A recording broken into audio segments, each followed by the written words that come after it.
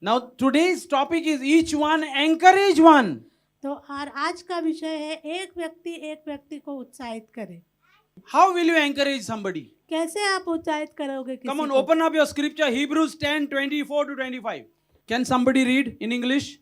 Let us be concerned for one another. Let it be concern for one and another. So each one has to be concerned. Very nice, very nice translation. It's what I have put it up here. Say, let us consider how to stir up one and another. What she says, sister? Concerned. Concern. Let us be concerned. How many of us are concerned of each other? चिंता करते हैं। How many of us are really concerned of each other? कितने लोग हम में से सचमुच में दूसरे की चिंता करते हैं? Is it only a pastor's job to be concerned or each one's duty to be concerned? क्या ये सिर्फ पासवान का काम है दूसरे की चिंता करना या हम में से हर एक की जिम्मेदारी है? You know, there are so many people are not coming to church for some reason or the other. क्या आप जानते हैं कि बहुत सारे लोग कुछ दिनों से कलीसिया नहीं आ रहे कुछ ना कुछ कारण से? Is it only pastor's duty to go and reach out to that person why he or she is not coming? क्या ये सिर्फ पासवान की जिम्मेदारी है उस व्यक्ति से जाके मिलना वो क्यों नहीं आ रहे? See, the person who is not coming, no, it's really understood that person is hurt. जो व्यक्ति नहीं आ रहा है वो हमें पूरी रीति से समझ में आता है कि उनके कुछ ना कुछ मन में ठेस लगी है There is no other side of it. और दूसरी कोई बात हो नहीं सकती। And there is a genuine reason why that person is hurt. Huh? और वो एक सच्चा कारण है क्यों उस पर व्यक्ति के मन में ठेस लगी है। Because that person is hurt, yaar, what can we do? लेकिन उस व्यक्ति के मन में ठेस लगी है तो हम क्या कर सकते हैं? Only thing we can say is sorry to that person. हम सिर्फ जाके माफी मांग सकते हैं। We cannot go and argue with that person and we cannot go and say, hey, you were wrong and I was right. हम जाके वाद विवाद नहीं कर सकते कि आप गलत थे और मैं सही था। All we can win that person heart and saying, I am so sorry, I did not meant by doing that. हमसे उस व्यक्ति का दिल जीत सकते हैं और कह सकते हैं कि मैं आपसे क्षमा मांगता हूँ, मेरा करने का मतलब वो या कहने का मतलब वो नहीं था। Hello? Do you all know that people are not coming to church? क्या आप सब लोग जानते हैं कि कुछ लोग नहीं आ रहे कलीसिया को? Continue reading. पढ़ना जारी। To help one another. To help one another, we have to be concerned to help one another. To show love. To show love. And to do good. And to do good works. Okay, it's written here good works. Yeah, carry on. Let us not give up. Let us not give up those who are not coming or those who are hurt. The habit of meeting together. The habit of meeting together. As some are doing. As some are doing, like you all are doing, habit of meeting together. Yeah, carry on. Instead, let us encourage one another to all the more since you see that the day of the Lord is coming. Amen. So we need to I don't know, in my version it is said, as is the habit of some who are not coming. That is not there. Udhar nahi likha udhar. habit of meeting together as some are doing. Habit of meeting and not meeting. Meeting. As some are not. कुछ लोग आना बंद कर दिया, इसलिए हमारा काम क्या है? उन लोगों को क्या करना है? जाके एनकरेज करना है. अभी don't expect all the time only pastors to do यार. आप सिर्फ पासवान से ही आशा मत रखो हर वक्त जाके उनसे मिलने की. Don't expect only pastor to do that. We need to go out and tell them, please, you used to come for so many months with us. What happened? Suddenly, why you are not coming? आप सिर्फ पासवान से अपेक्षा मत रखो ये काम करने के लिए, लेकिन आपको जाना है और बोलना है कि आप इतने दिनों से हमारे साथ जुड़े हुए थे, अभी आप नहीं आ रहे हो, क्या बात है? Take out time. समय निकालो and go and meet that person. और जाके उस व्यक्ति से मिलो. I am trying my best. मैं अपनी तरफ से पूरी कोशिश कर रहा हूँ. You need to try from your side. आपको भी अपनी तरफ से कोशिश करनी है. Does it make sense? क्या समझ में आ रहा है आपको? So this is the way we need to encourage one another. और इस तरीके से हमको एक दूसरे को उत्साहित करना है. Let's be intentional. यानी कि एक कारण, एक हेतु के साथ. Hello? Are you with me? Let's be intentional हमारा एक हेतु होना चाहिए to encourage somebody. दूसरे को उत्साहित करने के लिए. Many of us, we come here, बहुत सारे हम लोग यहाँ पर आते हैं, but we like to meet only to certain people. लेकिन हम लोग कुछ ही लोगों से मिलना अच्छा लगता है. But am I intentionally meeting somebody out here? लेकिन क्या मैं जाके जानबूझ के किसी से मिल रहा हूँ क्या यहाँ पर? Are we doing that? क्या हम ये करते हैं? Some of you may be doing, some of you are not doing it. कुछ लोग करते होंगे और कुछ लोग नहीं करते हैं. You have to be intentionally looking somebody's into eyes. आपको जाके एक जानबूझ के एक हेतु के साथ, एक ध्येय के साथ किसी से जाके मिलना We have to है. overcome kind of a ego or whatever we are carrying, the weight what I am carrying. Today I am wearing a good pair of shoes or good trouser, a good dress, and I am carrying that weight on me. और जो भी आप अपने मन में लेके घूम रहे हो, उन बातों को आपको जो है वो थोड़ी देर के उन पर आपको जय पानी है. Do you know that your shoes can carry your weight on you? क्या आप जानते हो कि जो जूते आप पहनते हो, उन जूतों का भी वजन आपके ऊपर हो सकता है? If you are wearing a slippers and you enter into a room, समझ लो आप स्लीपर पहने हुए हो और आप एक कमरे में दाखिल होते हो. you are entering into a meeting room somewhere, एक जगह पे एक मीटिंग में आप दाखिल हो रहे हो. and now you think that you should wear shoes, nice pointed. Why am I targeting only women? Even men wear good shoes, right? क्यों मैं सिर्फ स्त्रियों की बात कर रहा हूँ? क्या आदमी लोग भी अच्छे जूते पहनते हैं? Poor that woman is always targeted most, no? With the shoe, and when she wears the shoes, और जब स्त्री जो है अच्छे जूते पहनती है नोक वाले,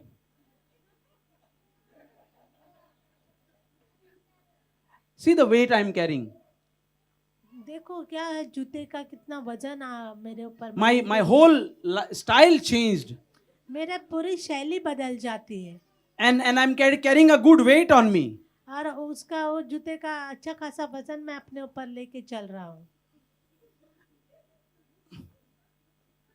And man, और आदमी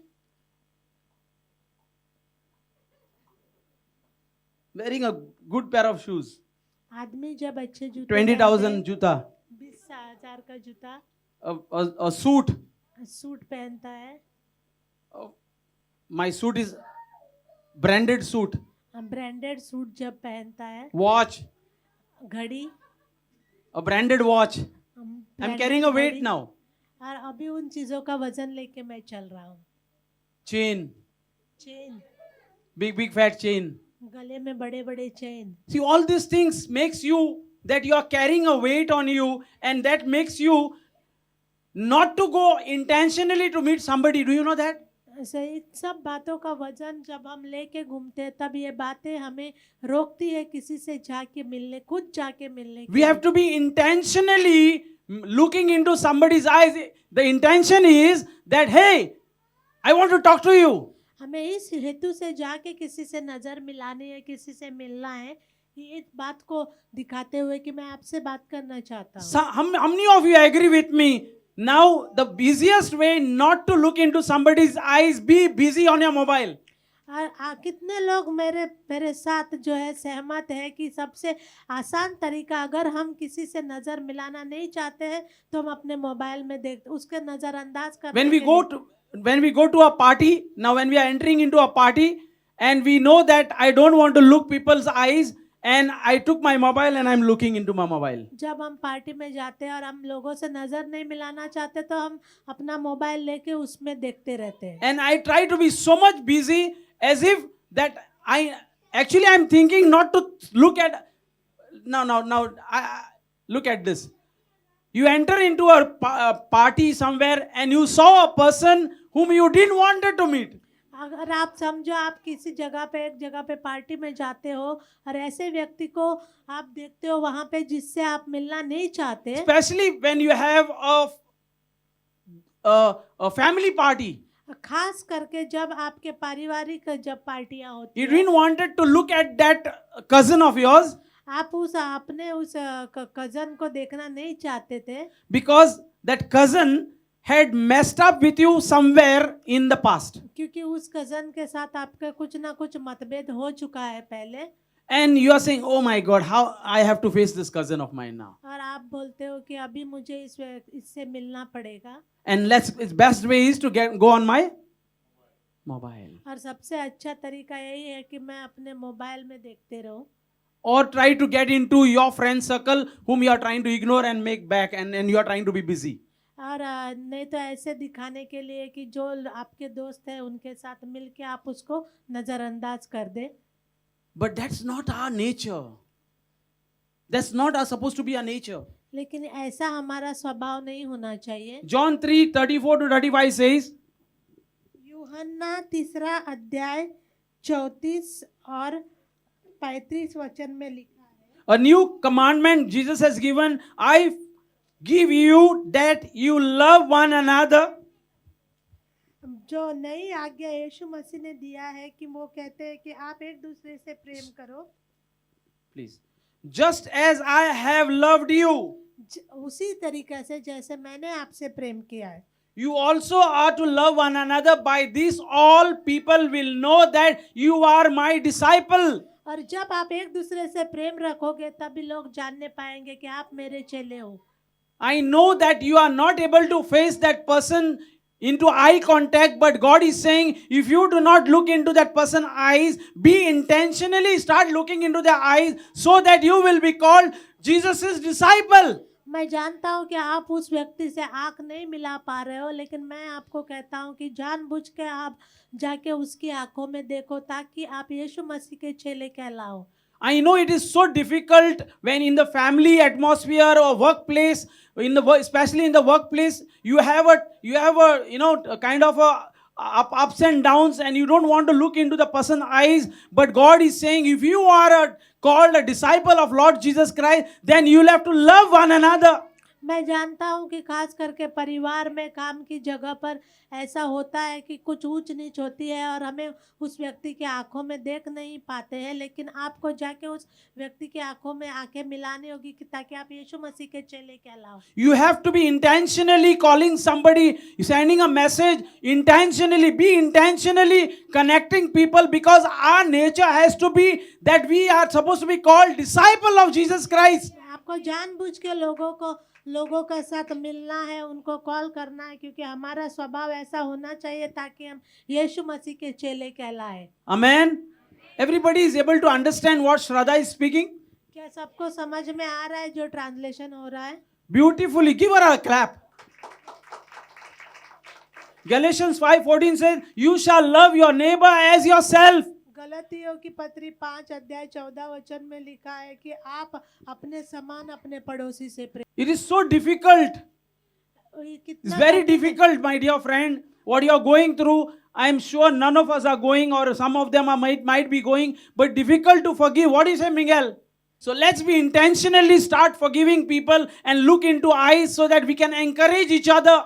एक हेतु के साथ हम लोगों को क्षमा करना शुरू करें और लोगों से मिले ताकि हम एक दूसरे को उत्साहित कर सके। Let's start sharing our testimonies to others so that we can encourage each other. हम अपनी गवाहियों को दूसरों के साथ बांटे ताकि हम दूसरों को उत्साहित कर सके। Because the Bible says that 2 Timothy 1:8, therefore do not be ashamed of the testimony about the Lord.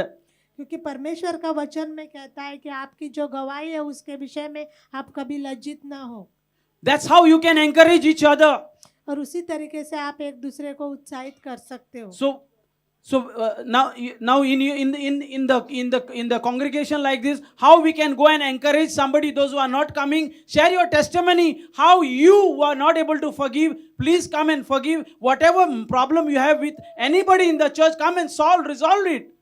और यहाँ पे जैसे जैसी ये कलीसिया ये संगति है, यहाँ पर आप कैसे उन लोगों को उत्साहित कर सकते हो जो नहीं आ रहे हो, जाके आप अपनी गवाही दे सकते हो कि कैसे आप भी किसी को क्षमा नहीं कर पा रहे You will थे। have to take an extra mile, go and meet that person and say, I want to go and meet that person, why that person is not coming to church.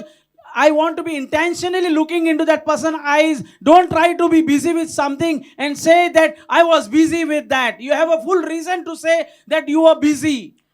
आपको ये कहना होगा कि मैं खुद से जाऊंगा, उस व्यक्ति से मिलूंगा, उसके आंखों में नजर मिलाऊंगा, वो क्यों व्यक्ति नहीं आ रहा है, कि आप ऐसे बहाने मत दीजिए कि मैं बहुत व्यस्त था। You know, when I'm preaching, sometimes I don't feel like looking into somebody's eyes because that person will think that I know that preaching is for, it might affect that person, but I don't feel like looking into that person's eyes. That person will think that I'm preaching for him. जब मैं प्रचार करता हूँ, कभी कभी मैं कुछ लोगों के आंखों में देखने का मुझे मन नहीं करता, क्योंकि वो व्यक्ति सोचेगा कि फिर पासवान ये प्रचार मेरे लिए कर रहे हैं। But I take it intentionally even to look into those eyes so that they will, no matter what they will think, but I want to look into those eyes and see and say, hey, I love you. I want to look into your eyes and I want to preach.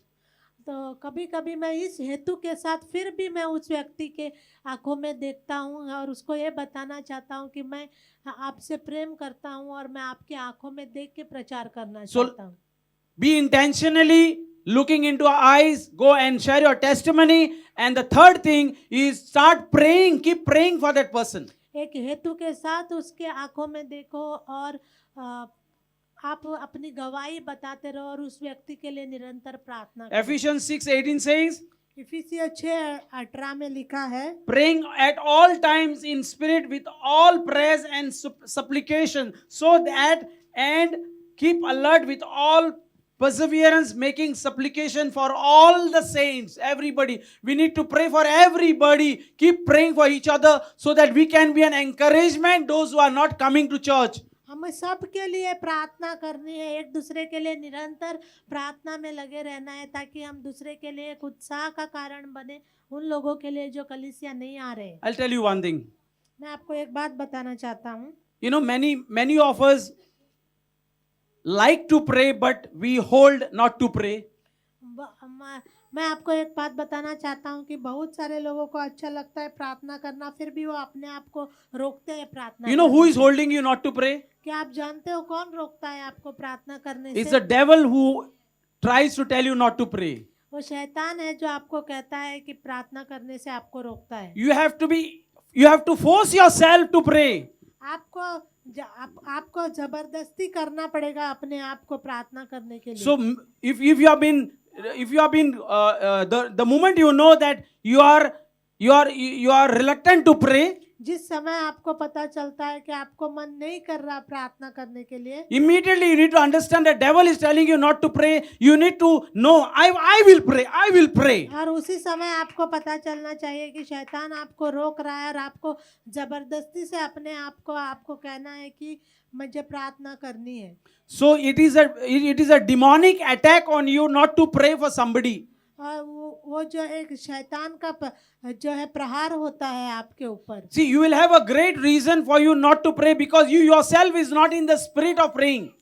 आपके पास एक बड़ा कारण हो सकता है प्रार्थना नहीं करने के लिए, क्योंकि आप उस प्रार्थना के उस आत्मा आपके अंदर नहीं है। Because you are disturbed by your work, you are disturbed by something has just happened to you, you are disturbed, somebody scratched your car, you are disturbed, your phone fell down, you are disturbed, something, your dress got burnt while ironing, you are disturbed for many reasons, and that is the reason why you are not able to pray. क्योंकि बहुत सारे कारणों से आपका मन भटका हुआ है और इसीलिए आप प्रार्थना नहीं कर पाते हैं। But I am telling you, that is the demonic attack for you not to pray. Exactly, it will happen when you are called to pray and when you remember to pray. Something has happened at that very moment not to pray.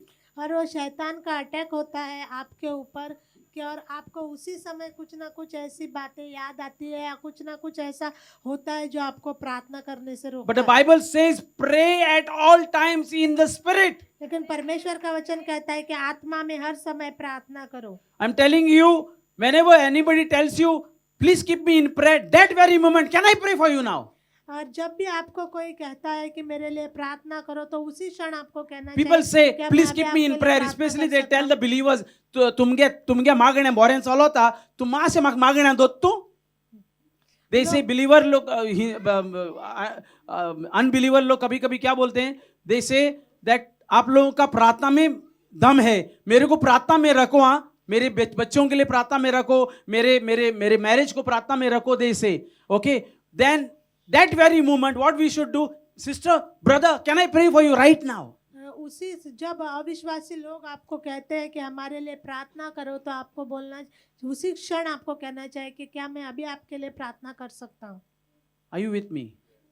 This is how we can encourage each other. और इस तरह से हम एक दूसरे को उत्साहित कर सकते So हैं. if you are a real disciple of Lord Jesus Christ, अगर आप सचमुच में यीशु मसीह के चेले हो, start encouraging those people who are stopped coming to church. आप उन लोगों को उत्साहित करना शुरुआत करो जो कलीसिया आना बंद कर दिए हैं.